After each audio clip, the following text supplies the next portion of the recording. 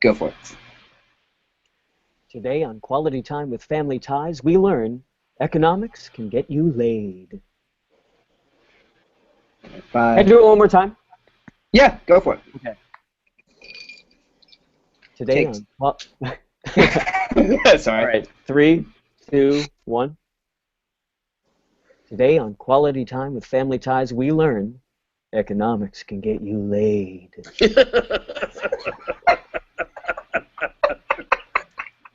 You sold it, man. You sold it.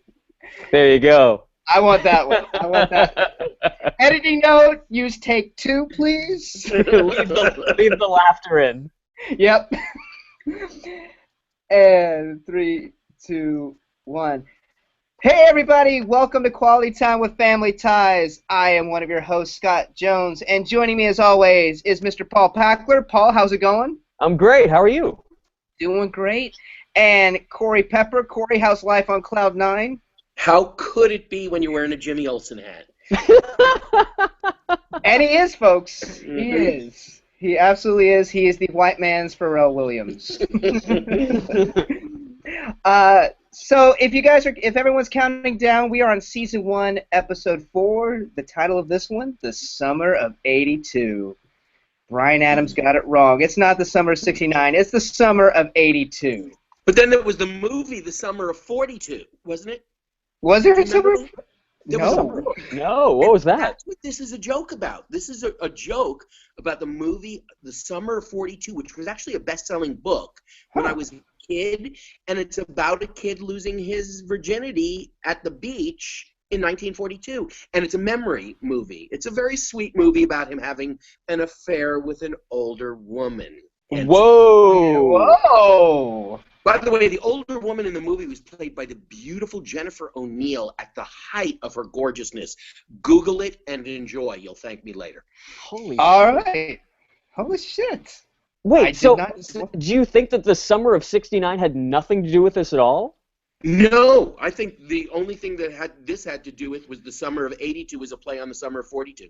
Wow. I think you're right because I think that song came out. I think that song came out in like '85, '86, which was after this. Yeah. Would be after this. Yeah. Mm-hmm.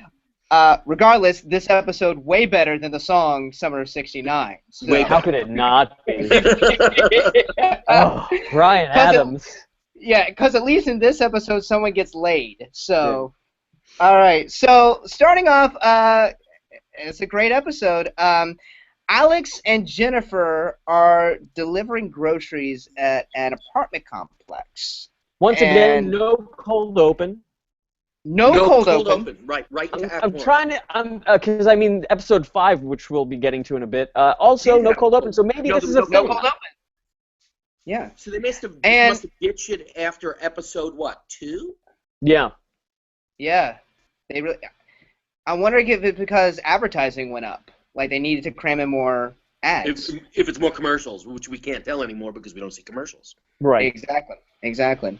But they're delivering groceries at this apartment complex, and they deliver some to this very lovely lady that Alex immediately starts to bond with. The first thing I noticed was Jennifer is just so freaking bratty in this episode. Mm-hmm. Yeah. Constantly just annoying Alex. Like it almost was too repetitive this time. I don't even know why she's there, honestly. Like, yeah, they just used her in this scene. She's not really in a lot of the rest of the episode. Right. Mm-hmm. It must have just been completely. We have her. We'll use her. We gotta use her. Mm-hmm. As a sounding board or something. The other thing, this is just a minor point, and I don't even remember the name on his apron, but the place, the name of the grocery store that he's working for comes up later. There's an episode about him working at the grocery store. Oh, really? Yeah, we'll be getting that later on. Yeah. It's Adler's Groceries, I think. Yeah, it was Jewish. All I could think of was he went for a Jewish name. So whoever owns the stores Mallory got felt up by the one Italian guy, and Alex is working for the one Jewish guy. There's another Jewish guy. He owns the local department store as well. And there could be another one who's a money lender. Named Shylock. God. But you know what? Gary David Goldberg was Jewish. He could do whatever the hell he wanted to do with the Jews. Absolutely.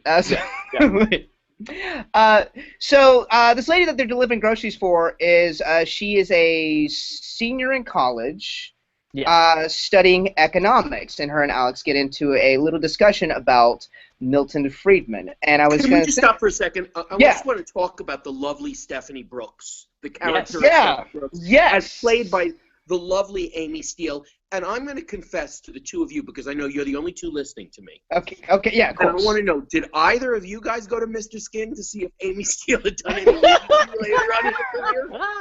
Wait, I would have, except for this.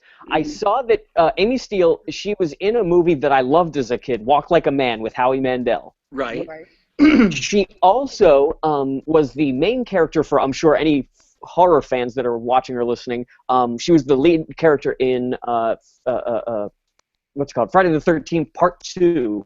And because she was the lead character, I immediately assumed that she was never naked in it, because the lead character is always the virginal one. And so I just did not look because of that.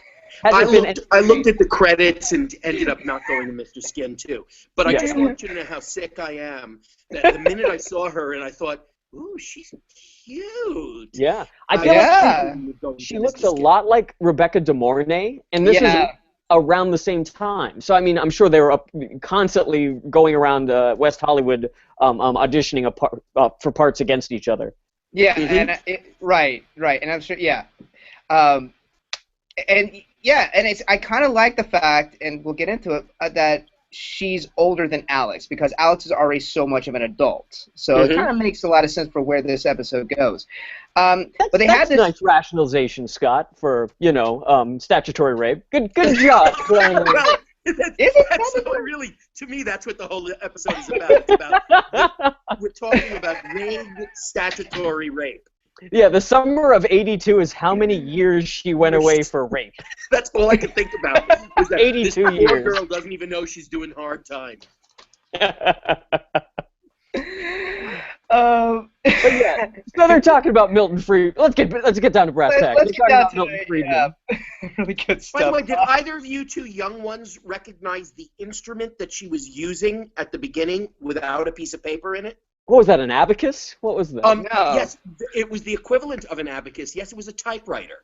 But I don't believe it had any paper in it. She was like typing, and it was like dinging, and she was like doing the whole thing with the carriage, but I don't think there was paper in it.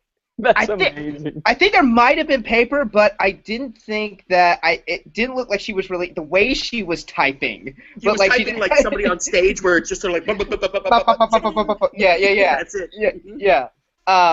For anyone watching on YouTube, there's a douchebag right behind Scott showing his muscles. I just wanted to call that out.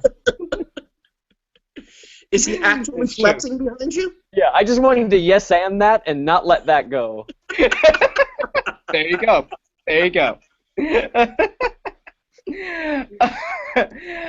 But Milton Friedman, guys. Milton Friedman.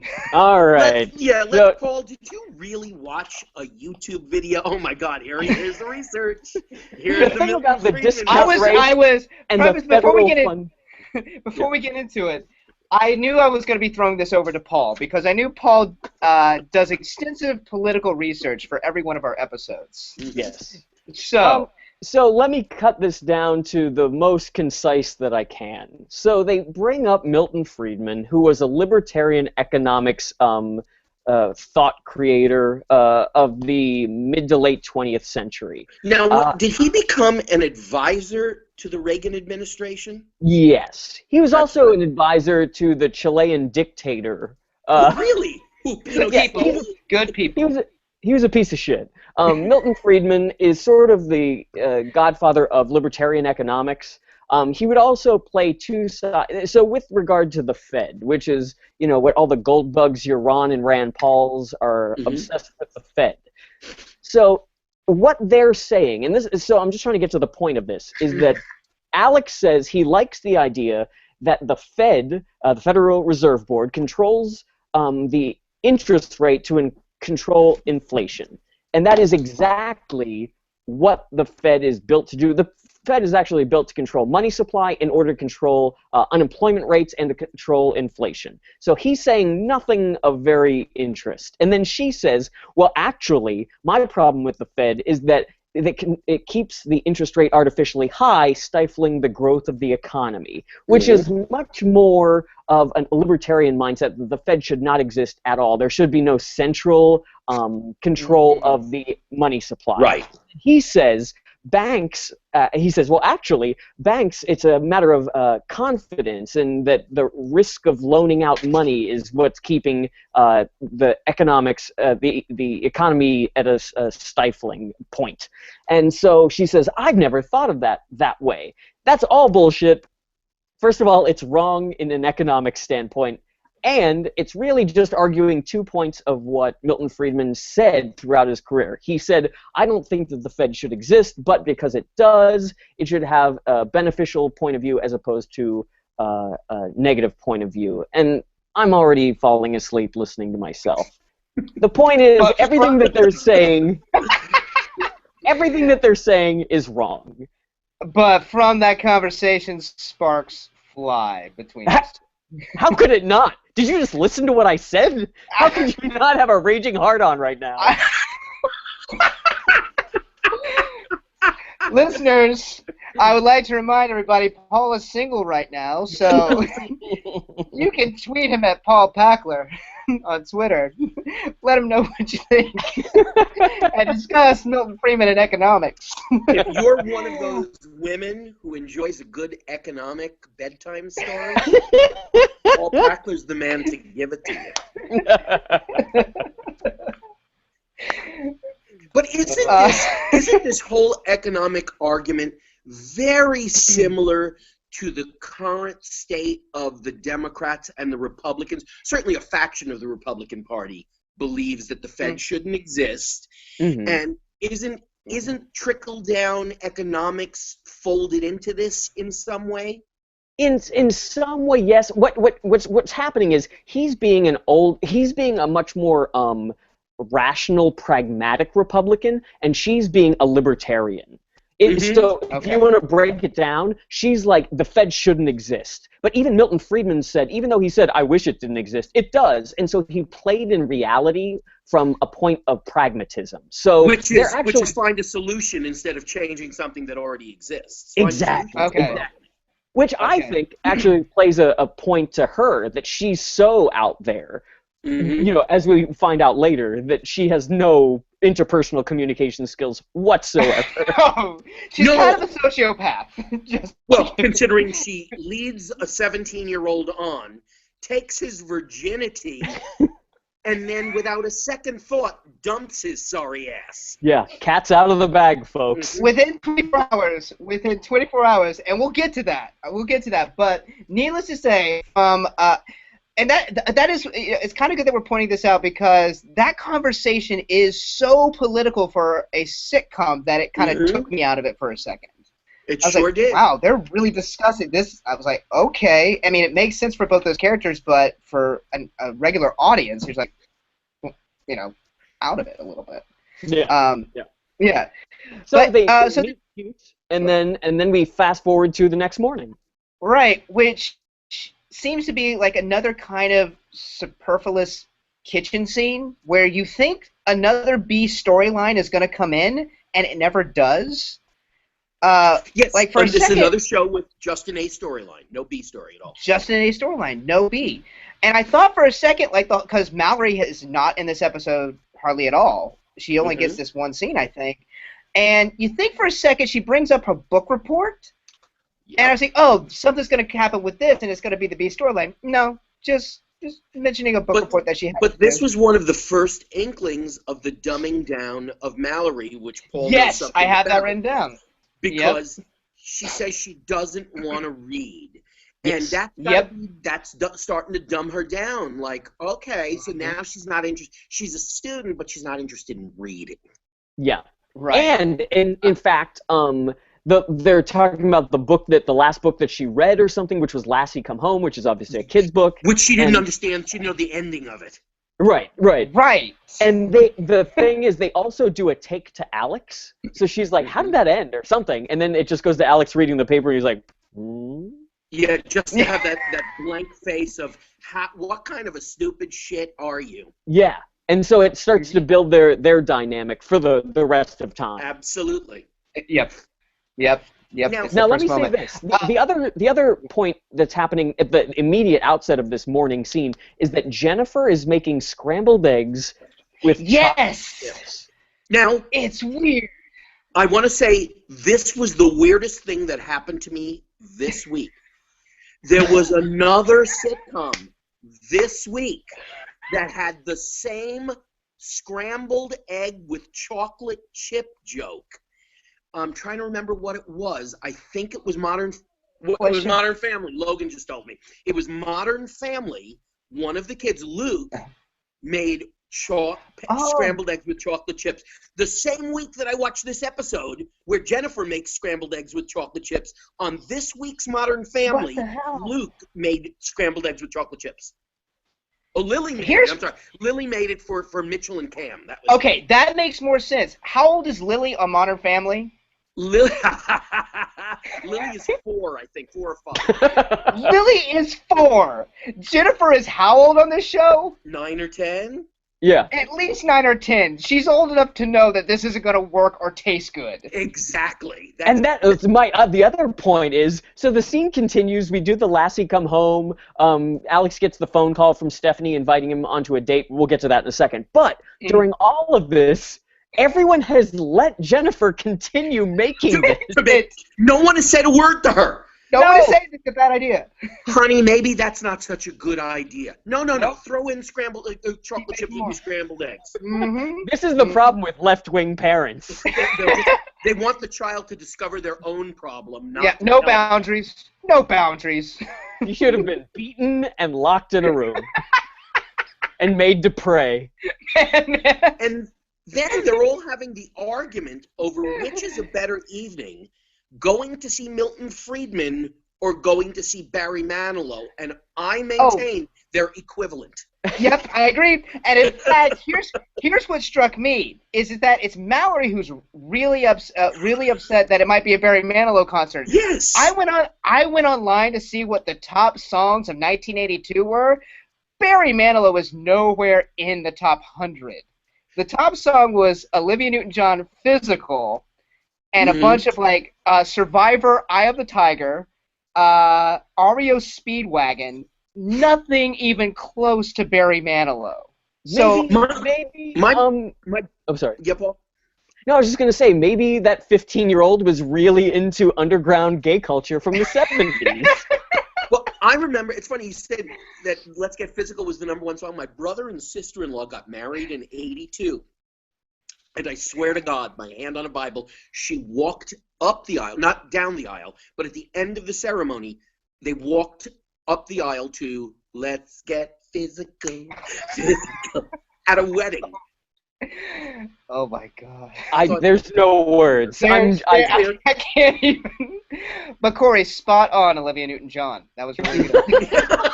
Don't let anyone tell you can't do accents. You can.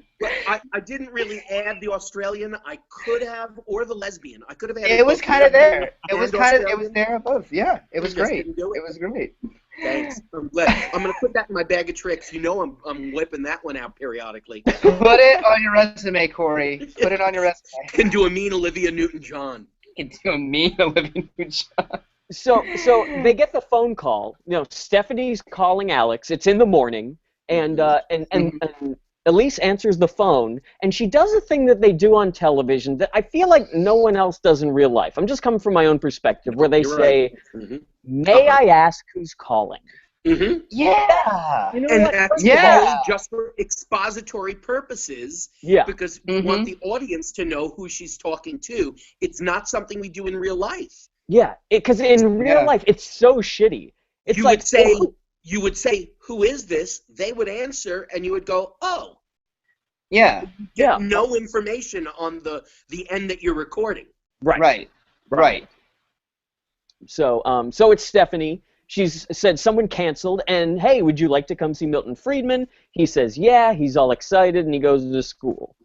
And then, oh, this is also the first time that the prop department was so excited about Alex P. Keaton that they made APK emblazoned sweaters for I didn't catch that. Alex. They Yeah. did. I noticed that. Ah. The prop department was also so excited because at the very beginning of this scene, Alex throws down his briefcase on the kitchen island, and it makes the hollow sound that an empty briefcase makes. Well, it's like when you were in 5th grade in the 90s and you had a trapper keeper. Yeah, nothing was in it. Folders. You just carried it around It was because just it looked folders. cool to carry around. You're like, look at all these Right. Garfield folders I have. Yep. I hate Mondays. But Paul, you bring up something really good. That emblazing your initials on sweaters, and I remember, because I come from a very waspy family, I had shirts with my initials on the cufflinks. On the collar, sure. Yeah, not on the on the cufflinks. On the cuffs. Yeah. Right. Yeah, SSJ. Yeah, that was like a big business yuppie 80s thing. I Oh, remember that. sure. Yeah.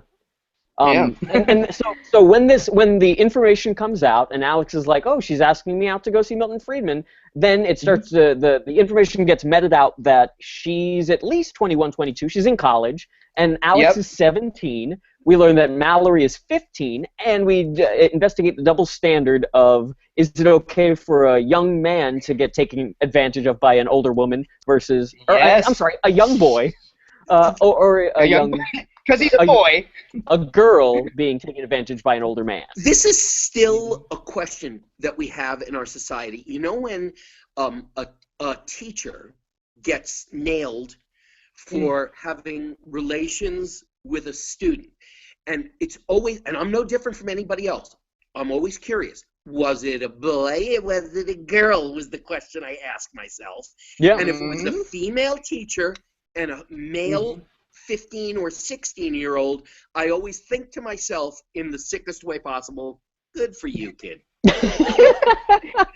And if it was a male teacher with a 15, 16-year-old girl, I would think, you creep, how can you take advantage of a young girl? Yeah. Exactly. Exactly. It is the double standard. So that's the only way that we get away with the statutory rape storyline is by having a cute, accessible 22-year-old girl. Mm-hmm. And we have Alex Keaton, who we all know really isn't 17 years old. Right. In fact, she has a line in the first scene about him looking older. She says to him something in the first scene when she meets him about something about him. I don't know whether it's his hair or whatever it is, but that makes you look older. And it was like, oh, so you're trying to rationalize for yourself your own attraction to a 17-year-old. Right, right. So that it's okay. Right. And I would even argue with this episode, romance around Alex losing his virginity to an older woman. If you reverse that, it would not be romantic at all. Mm-hmm. It would be creepy. It would be, like you were saying, it'd be extremely creepy. Hey, but even the second piece, when Stephen finds out, and I know we're going to get there, but when Stephen finds out about it, there's no anger, there's no finger wagging at him. It's all very, very nice. Yeah, that's a problem that I have with this series so far, and I want to talk about it in the next episode too. Mm-hmm. But that it's in improv, you call it playing at the top of your intelligence, right? Where it's a thing of, you know, if someone says "I love you" in a scene, that's the first time your character has heard them say "I love you," or so you have to react to that. Yeah, with that it's not no sublimated reaction. It's take that and really internalize Absolutely, you have to react to it because it is the first time. Even though it's not real and no one really loves anybody, you still have to react the same way in real life when someone says, I love you for the first time. It's a big freaking deal. And this, I don't know if it's an old old thing of sitcoms and the genre they're in or something like that, or Family Ties specific. I feel like it's probably the former, that they just never play at the top of their intelligence. It's always joke factory type stuff. And so they never accept the reality of the situation they're in. Mm-hmm. And with this episode, obviously, I would very say apparent. that's yeah, I would say that's sitcom formula though. I think it has. I think it just kind of has to be that way. Otherwise, it kind of ceases to be sitcom-y. Not saying it's great, but I think that it has to have that over-the-topness to it, maybe. Sure. Is everything all right, Corey? What? Oh yeah, I'm just parenting at the same time that I'm recording this. Does he want to sleep with what, like a Multitasking. 7-year-old? What's going on? Logan was asking if he could go out and ride his For you, scooter, the and he was viewer, trying to Corey be is quiet. very dedicated.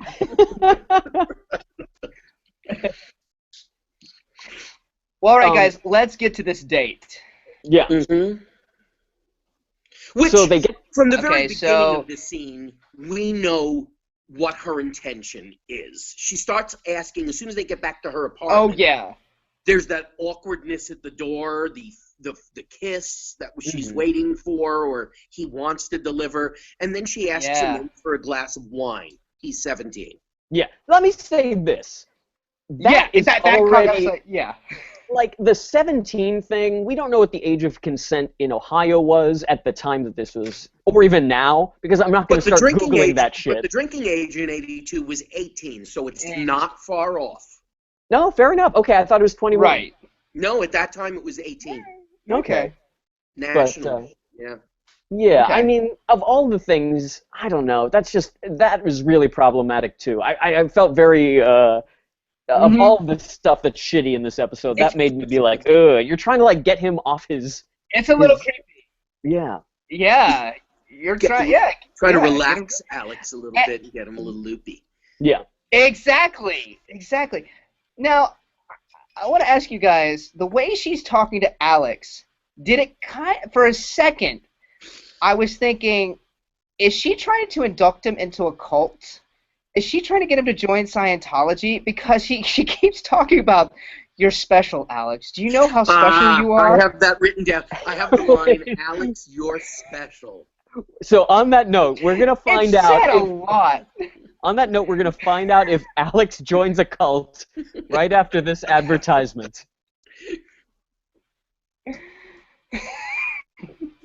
All right. So ready? 3, All right.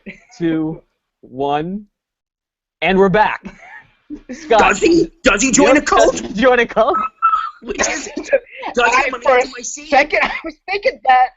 'Cause I was waiting for him to say, Alex, I want you to take a stress test right now. Let's just see. Because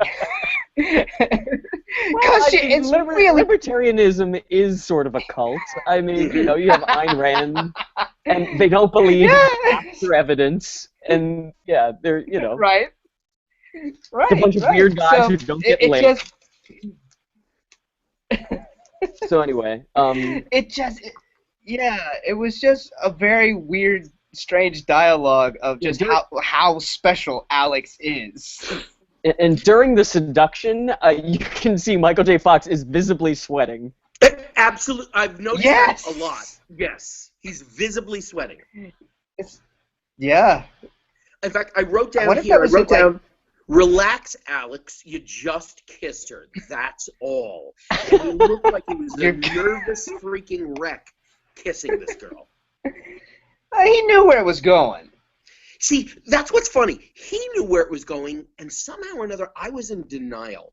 I swear, I didn't know until that next scene in Act 2 that he actually got laid. I really thought they may have kissed, and he went home. Wow. It didn't occur to me until later that he got laid out of this. Wow, I'm impressed. Wait, so let's unpack that further. I want to find out, why did you think that he didn't?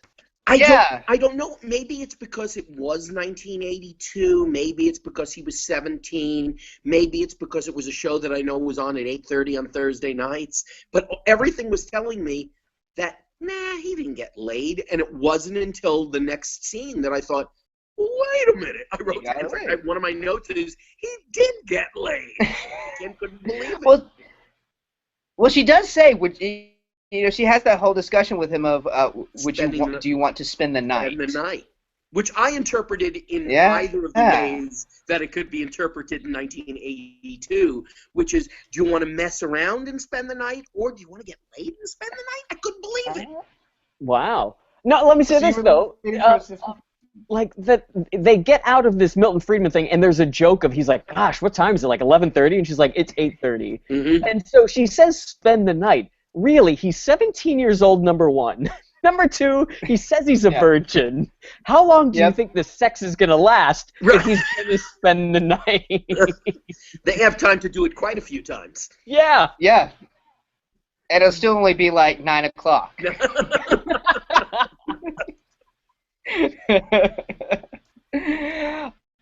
Okay, so let's get to Act 2, because if it wasn't clear to you, Corey, that Alex got laid, it was definitely clear. Right from the get-go of Act 2. The minute he went into the David Niven routine, I realized he'd become a man.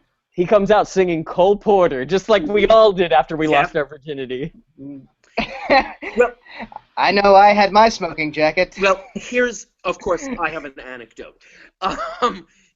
Did Dad say to him, or did Mom say to him something about he's a man now? Somebody said something about him being a man. Maybe he did. I don't think he may have said it. I'm a man. I think he did. Yeah, I think he was like, I'm a man now. Right. Something like that. I wrote that down because the summer I lost my virginity, I was working in a summer theater, and it was an older woman. I was 16 years old, and the older woman was 23 years old. And when my mom and dad came to pick me up, my mother comically brought a dog's leash to put me on. What? I swear to you.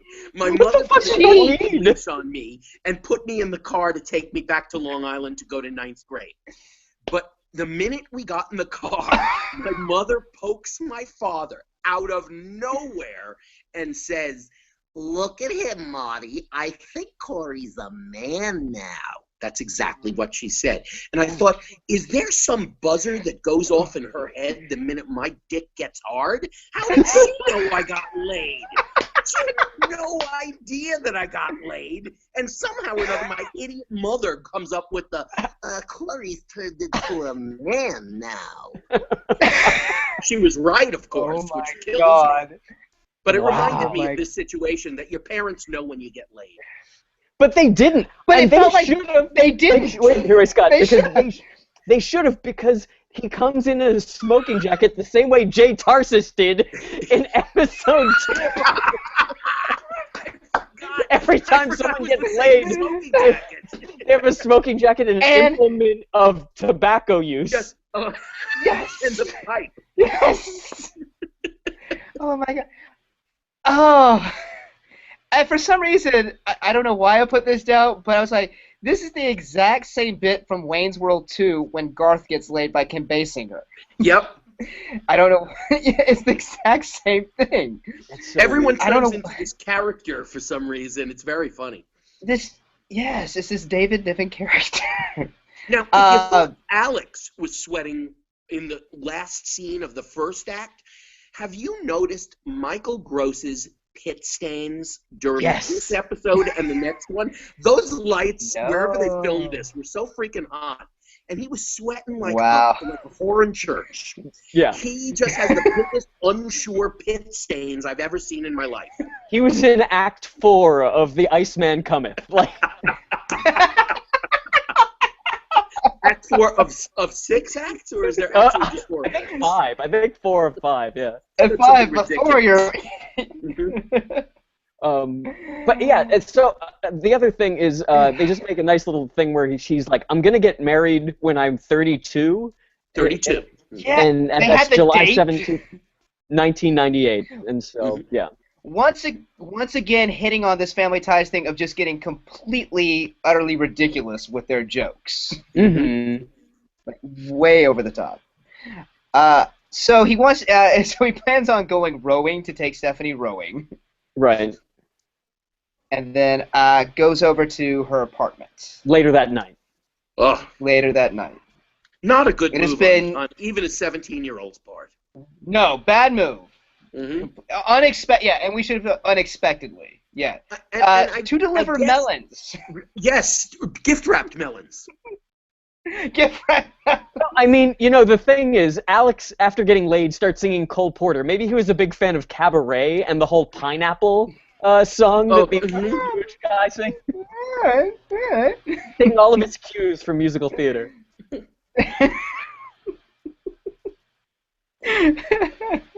Now you know the guy who plays Pete, the date in scene 2. Do you know whose mother he is? No. That is the son of Edith Bunker. That is Gene Stapleton's son. Wow. Really? John Putch. Wow. Was the actor's name. John and Putch, yeah. And his dad and Gene Stapleton owned a summer theater in the mountains, like the Pocono Mountains of Pennsylvania. And I was going to apprentice there one year as a young boy. And that's how I know the name, because John Putch worked at this summer theater constantly which his dad was the producer, and of course Gene Stapleton did 1 or 2 shows there every summer. Sure. Now, was he a better theater actor than he was on TV? Thank you, Paul. Yes. Okay. Okay. All right, because I was about to say he was horrible. Oh wait, Corey, are you there? Uh-oh. Oh no. We'll be back after this.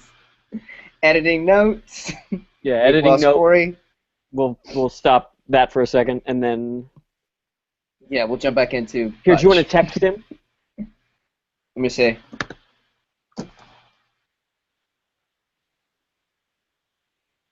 We're at about 33 minutes, so we're good on time. Like we're cooking through.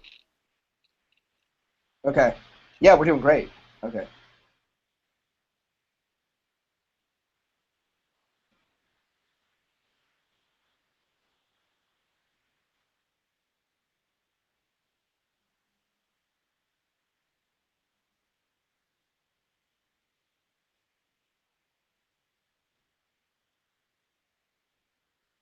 Scott, while you're doing that, I'm just going to pee really fast. Go for it. Okay, I'll be right back. I'm back. No worries. Oh, Corey's back. Wait for Yeah. We can wait for you, Paul. My phone just decided to unilaterally reboot itself. Oh, interesting. We're gonna wait. All of a sudden, I got it was the Apple logo, and I was rebooting. Oh God. What kind of phone did you get, Corey? iPhone 6. Oh, nice. Nice. Mm-hmm. Nice. Are we paused right now? How are we still live? We're paused right now. Paul had to go use the bathroom real quick. What is the steam coming? Is Paul living on a manhole cover in New York? I don't know. It's like atmosphere. When he was wearing the sailor hat, I thought he was like on a submarine. Or like he's in the Merchant Marines. Yes, like he's in the Merchant Marines. Yeah. That right now. Is there a fire? Does he know that there's smoke coming from his apartment? Either that or he's like making a lovely cup of tea. Yeah, well, I was thinking maybe he has like a pot of tea boiling. But it looks more like a manhole cover. Yeah, because it's coming up from the ground. He's warming his hands over a fire, like he lit garbage. Like maybe a weird... chestnuts. Let's ask him. Smoke over your shoulder, Paul. Hey. What is the smoke over your shoulder? Oh, humidifier. It looked like I thought you were working on a ship or living on a manhole cover. We were like, it's New York City. There's those manhole smoke everywhere. All right, guys, let's jump back into it. We were talking about Putch. Yeah. All right, and 3, 2, 1. So let me say this, just because we had a little snafu with technical stuff. This guy, Pete Trucker, the character. Is that his last name, Trucker? Yeah. Was it Pete Trucker. Pete Trucker? He Oh. looks exactly, first of all, person-wise, like Emilio Estevez's stand-in for the Breakfast Club, to Yeah! the point that he's wearing the exact same outfit. Now, this episode predates the Breakfast Club, but my God, he looks exactly like, they would be like, oh, Emilio's got to go, bring in John Butch. Yeah. Right, get John Butch in there. He doesn't have to say anything. It'll be all right. Yeah. Gene Stapleton just like got him the job. But John, you're gonna be a big star now. Just do it. You won't have to say anything. Just stand there for Emilio. You've already got the outfit. Get Amy Steele's phone number. She's very cute. She's a good Did you girl. call her? By the I way, wouldn't can I want do? that. How's my Gene Stapleton? Is it as good as That my was Olivia excellent. Newton-John? That was excellent. I still like your Olivia Newton-John, but that was good. That was good. Let's get physical. I want to go back to the beginning of this scene again and walk through it step by step because it's so We need fucked to. up. It's messed up. Alex comes with the melons. She anticipates him at the door and closes it behind her. Right, which of course is television signal for I'm getting late already. Move on, buddy. Right. Mm-hmm. He comes in, and they start talking, and Pete's there. Right, The guy he doesn't is- notice him. Yeah. And so they're talking. She's like, oh, my friend Pete's here. And he's like, oh, I'm just eating this sandwich or some shit. He goes in the other room. It's like a one-bedroom apartment. Mm-hmm. And then they start talking about who is this guy. And she's like, he's a friend. We had a past. And he's like, well, what about happened last night? And she's like, oh, I had a great time last night. And he's like, oh, what's going on? Right. And this whole time that Pete can hear them and is interacting. Yes, Now- he's speaking from the other room. Yes. Yeah, and so what I want to unpack here is, one, he's 17, Alex is, and just got laid, and so he has a very vulnerable point of view. Mm-hmm. Right. But that doesn't disregard his feelings being hurt here. It's not like he's being ridiculous. She's insane. She's saying, Yeah, she's. Oh, yes. we had sex last night, and I think that you're really neat, but I've got this other guy here, so you gotta go. Yeah. Mhm. Why? And I would even go along with the point. What the feeling I got when they walked into the room is she had just had sex with Pete. Yeah. Kind of felt like that. He's eating a sandwich or kind of chilling out. It looked like they had just had sex. I But love she's- Stephanie Brooks. I'm in love with Stephanie Brooks. She's the perfect woman. Yeah. Corey. She'll She's a fuck psycho, anybody Corey. at She any will time. hurt I you. love Yeah. That's really what they implied. Mhm. But she's like disregarding Alex's feelings and Pete's feelings. Like Pete is in the other room listening to this That's what I was conversation. thinking. I was thinking, I can't believe Pete's not getting pissed off that she Right. fucked a 17-year-old last night. Yes. He's upset that he's eating a sandwich and he doesn't have a glass of milk or something. He's like, he comes into the room at the height of the conversation and he's like, I'm thirsty. Yeah. Never mind. And it's just like, Pete, stand up for yourself. You're 22, man. Really? And Man. you can take Alex P. Keaton, you can mess him up but good. Yeah. And yet you go back to the other room. Well, they didn't have an actor that could get to that depth, so they probably wrote that originally, and then they just said, you know what, fuck it, just let him eat a sandwich, and that'll be it. Yeah. That's all It's John just, Touch can do. That's all I can do. Just let him eat. it's just so weird that, like, first of all, it's fine that she's 22 and she's having play with this guy, Pete. Right. It's also fine that she's, I guess fine, arguably, that she's Yes. having sex with Alex. Yeah. Right. My problem is she can say to Alex, listen, we're not exclusive. I get that you're very young, and that's my fault for sleeping with a 17-year-old. Right. Right. However, She does not let's say talk that. tomorrow. Right. She doesn't seem like she's in any kind of an urgent place to get rid of Alex so that she can continue her afternoon or evening with Pete. You'd think that she'd want to get rid of one or the other because it's so uncomfortable. Yeah. Well, she does say, I can ask Pete to leave if you want me to. Oh, that's what she does. She does say that, but even still, it's very sociopathic. Like, she really doesn't care how she affects either one of these guys. No. Which Yeah. is typical for a hot woman, let's face it. No.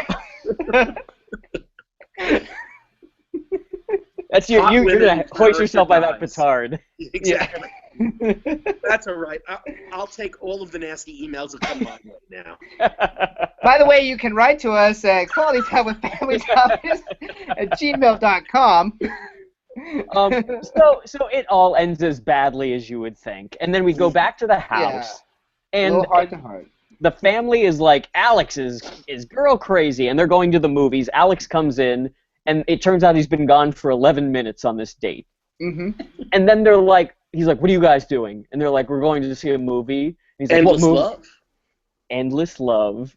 Mm-hmm. It was box office poison. It was nominated for so many raspberries. It came out in 1981, and yet in 1982, it's still in theaters. And in 2015, the song "Endless Love" is still on my iPod. I love that song. I think that was the only successful thing from Endless Love was that single. Yeah. Mm-hmm. Yep. And it was Tom Cruise's first appearance in any film. So I bet if you go back and watch it, you can see how fucked up his teeth used to be, and that's like a nice little fun thing. We should post on our Facebook page frame by frame of Tom Cruise's fucked up teeth from Endless Love. If we can get stills from that, that'd be awesome. But let's talk about this heart-to-heart that Alex has with his dad. There's a line that Steven says when Alex finally tells him, hey, I lost my virginity, whatever you thought happened. He's like, wow, I never expected to talk to you about it so soon.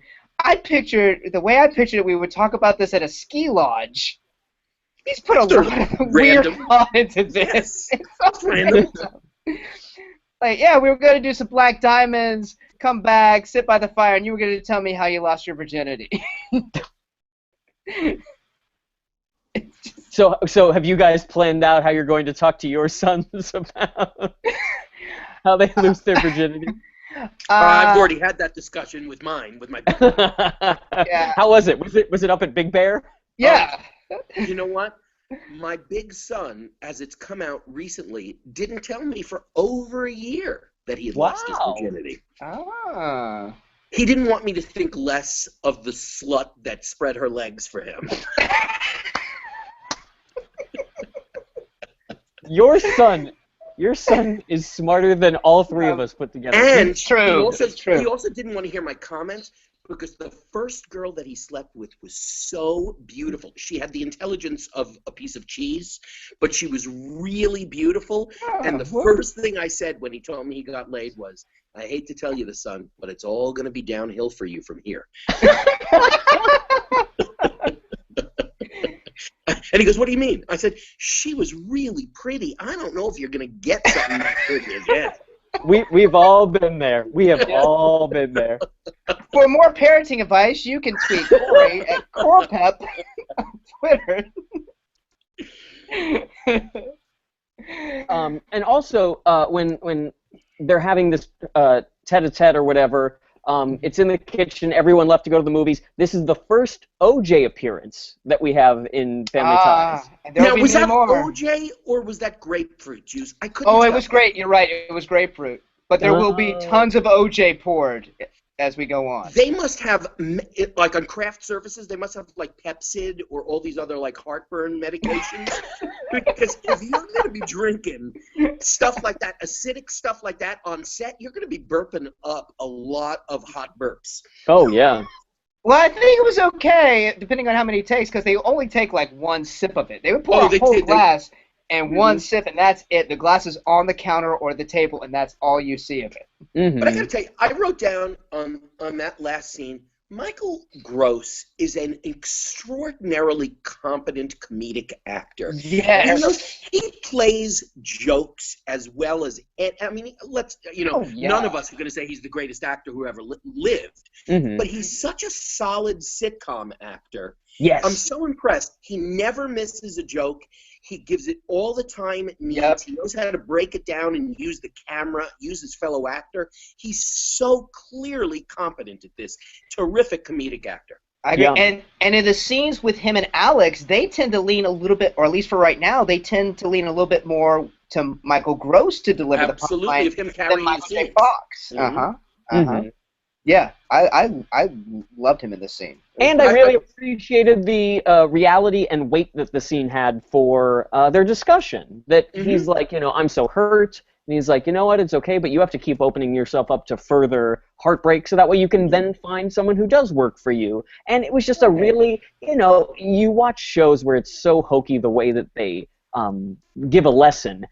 Yeah. Family Ties really does lessons well. Yeah, they do. I agree. I absolutely agree. In fact, I would almost say the losing virginity episode, which I don't think there's been that many of them in sitcom history. They would never do that today. I can't think of a show that would do an episode like this. Absolutely. Well, guys, I think we covered everything. We encourage all of you guys to rate and review our show on iTunes. And if you want to follow along with us, all the episodes are streaming on Netflix, so click on, check them out, and you can join us in the conversation. For any questions and comments and parenting advice, email us at qualitytimewithfamilyties@gmail.com. You can also follow us on Twitter at QTWFT for all our updates and next episodes. You can also follow each of us at Follow Jones. That's me, Paul. Oh, at Paul Packler. And can I say one more thing? I just thought of this. Yeah. Do you think that Alex had a condom? Oh gosh, no. No. But I think that Stephanie had one. Oh, fair enough. Fair enough. Good or she was on the pill. I'm guessing she was on the pill. So sorry about that. So yeah, at Paul Packler. Fair and Corey. question. No. And Corey. What am I supposed to give you my handle? Your Twitter. Yeah. Twitter. Oh, it's Corpep that's at Corpep. I'd like to remind everybody we're on episode 4 now. Like us on like our Facebook page, and we'd like to thank our host and producer Barbara Dillon at Fanboy Comics. Fanboy Comics is an online conglomerate of geek media, providing its readers with daily reviews, interviews, and podcasts that span the pop culture spectrum. Check them out at fanboycomics.net. We also like to thank Perry Adams, who beautifully performs Family Ties theme song Without Us. Check out Perry's site at perryadams.com. We also like to thank Bryant Dillon, who created our fantastic logo and artwork. Bryant is the president and co-founder of Fanboy Comics, and you can follow him on Twitter at Comic Book Slayer.